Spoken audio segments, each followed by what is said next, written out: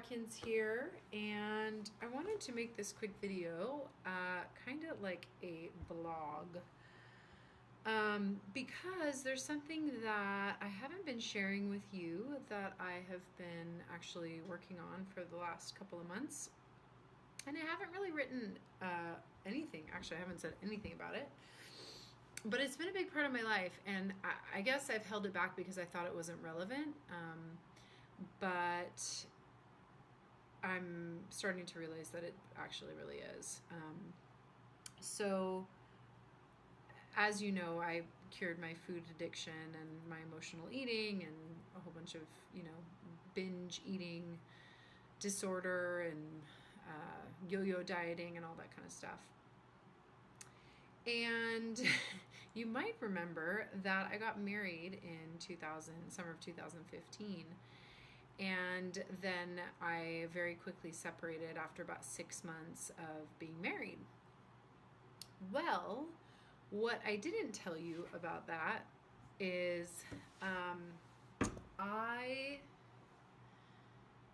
after getting separated from my husband, I was like the most depressed that I've ever been in my whole life. It was about 6 weeks, and I couldn't get out of bed.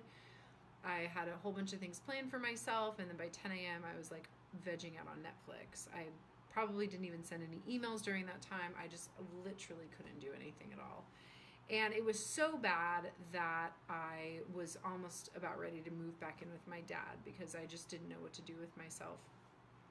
And then I proceeded to meet a new guy who was a lot younger than me, but a really, really sweet soul. And we connected and decided to go traveling for the summer together. And so you probably read my email about that, or you saw some of my photos and read about my travels over the summer. And that was it was such an amazing, amazing time for me. It was so healing for me to do that. But ultimately, that relationship didn't work out.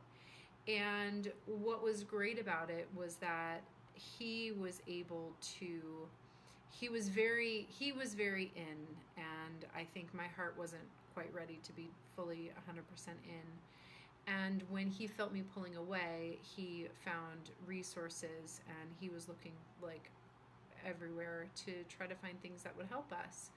And he introduced me to a body of work about relationships. And the first book that we read was, I'll think of it. But the first book we read was basically about the love patterns and the avoidant or the anxious pattern. It's called Attached. I forget who wrote it, but it's one of the most famous books in the relationship sector. And so the Attached book helped us diagnose what was going on. He was an anxious and I was an avoidant. And anxious people are kind of like always vying for attention, whereas avoidants are kind of like, no, too much attention, get away, I need my space kind of thing. And so we had this thing going on. And that book started me on a journey of reading more and more and more books about relationship and about the psychological disorders that cause these two patterns, basically. And so I read another book called Silently Seduced, when parents make their children partners, and it was fantastic. If you struggle with an avoidant pattern or an anxious pattern, I highly recommend reading this book, Ken Adams. The book was so good that I decided to email the author, and I was not expecting to get a response back, but I did. And he offered to see me for a consultation. And in our consultation, he said a lot of great things, just gave me a lot of really, really good advice and feedback. And of course, I'm always doing research about this stuff. This is my life. Like, I use myself as a human experiment so that I can learn tools and techniques and information that I can then share with you. And even before the internet was born, I was doing this just for fun for me. And so it's so amazing now that I get to do this as my work. So this is just my passion. These are things that I'm always curious about. And so when we were chatting, he told me, Brittany, I think you're going to really like this woman. Her name's Kelly McDaniel, and she wrote a book called Ready to Heal. And one of the things that she really talks about in that book is a topic called mother hunger. And mother hunger, basically, for any woman that has ever had a difficult relationship with her mother, this relationship and the psychological aspect of what happens as a result of your relationship being difficult with your mother will cause you to develop a sort of an addiction to a lot of different things. And so obviously, with my work on food addiction, I've always been very close to the topic of addiction. And I'm also very susceptible to, I would say I have definitely an addictive personality. So I really need to watch what I do or what I consume, or I just always need to monitor myself. And when I read the book, I just literally could not stop reading it. It was so good. It was such a good page turner. I learned so many things about myself. And one of the things that she kept coming back to is that women that have this mother hunger issue will also have food addiction as well. And so it just made perfect sense to me. And if this is kind of calling out to you, I highly recommend her book. Anyhow, call her. Actually, no, Ken introduced me to her, and we had a consultation, and of course, I psychoanalyzed myself, and even though I don't have any degrees in psychology, Kelly on the phone said, just like, wow, it sounds like you have a PhD in psychology because of everything that you know how to do. And before I had gotten on the phone with her, I had already done some experimentation on this psychological disorder. I don't even want to call it a disorder because it's not really a disorder. It's just it's a map. It's a psychological map of the way that you see relationships. And the term that a lot of people use is also love addiction. So I don't know if you've heard that term or not, but she does talk about it in the book, and so does Ken. And I don't know if they talk about it in the avoidant book or in the attached book. Anyhow, what I had already done before I talked to her was I decided that I was going to go totally cold turkey on men. See, I've never been able to go longer than about 6 weeks without some sort of boyfriend or relationship or flirting or some sort of thing. And I realized that after I started reading these books about relationships, and I had never put that together. I just thought that I date a lot and I like to, I like men and they like me and, whatever. But as I was reading these books, it was like the information was just popping out at me, and I couldn't just be unconscious anymore, I guess is what it was. And anyway, so I had decided that even before I spoke to her that I was going to go cold turkey off of men, and no flirting, no texting, no Tindering, no bumbling, no nothing.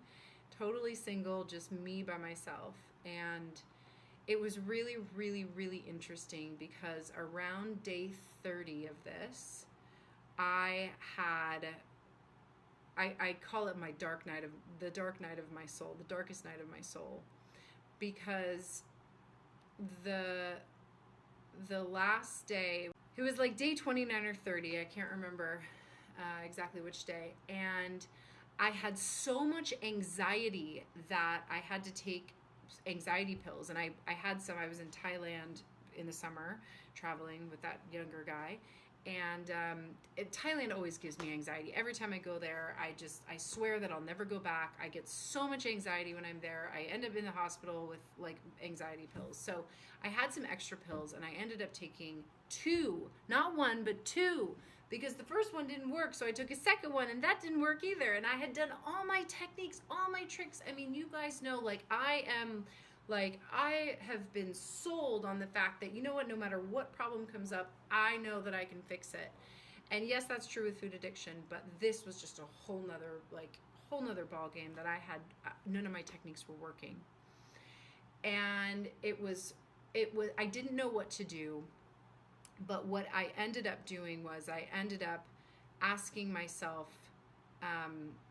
so it was about 11:30 at night. So this has been going on all day. It was 11:30 at night, and I was still having anxiety, like, can't breathe, like hyperventilating kind of. And like, I need to go to bed. Like, I have work the next day, all this stuff, right? So I get in bed, and I know that like a weighted blanket will make me relax and make me feel better. So I put as many blankets as I can around myself, and I surround myself with pillows. And my dog, Bella, little cute fluffy dog, she usually avoids me like the plague whenever I do tapping. And she's just used to me doing my tapping, and she's just like, whatever. She came and she actually spooned me in my stomach. And it was really, really, really incredible. But I ended up, because I was curious about what was going on for me, I ended up asking myself how old I was. And this is something that I do with echo tapping to get to the root of an issue. And I was like somewhere around 1.5 to 2. And I just kept rocking back and forth saying, I want my mommy, I want my mommy, I want my mommy. And had I had a friend, one of my, like, this was actually before all my friends got to Playa. For some reason, all my friends were out of town. I have one, like, really, really good friend, best friend ever. And I could have called her to have her come over and, like, hold me. Like, it sounds really weird for me to even say out loud because, I mean, you guys probably already realize this about me. Like, I'm a very independent woman. I like to do shit myself. I don't really like to ask people for help. Sometimes it gets me in trouble. And I swear to God, I would normally never ask somebody to come over and hold me when I'm having a problem. And I was like, holy shit, if my friend was in town right now, I would call her and tell her to come over because this is a freaking emergency. And anyway, she wasn't there, so thank God for my dog Bella. Oh my God, she totally soothed me. I was able to go to sleep. I woke up the next day and I was fine. And then I learned about a different technique that I'll talk about in another video because it was really cool. It didn't totally fix my problem, but it really, really helped.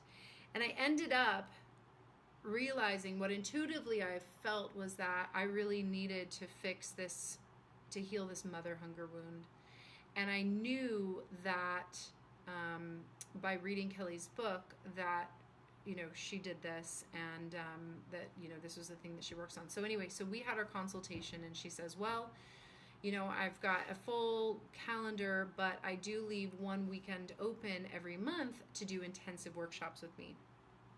So if you want to come to Fredericksburg, Texas, where the hell is that? I have no idea. I flew into Austin. I've been traveling for like 2 hours. I've been driving for 2 hours to get here. It's like the wine country in the Austin-ish region, or maybe it's wine country of Texas. I have no idea. I just got in. It's friggin' dark. I can't see anything. So she said, okay, well, I've got this weekend open in March and you're welcome to come. And so I said yes, and it was a lot of money, but I invested myself, I mean, I know you guys know that I have an advanced program that costs a lot of money too. Thank God you don't have to travel to do it. But,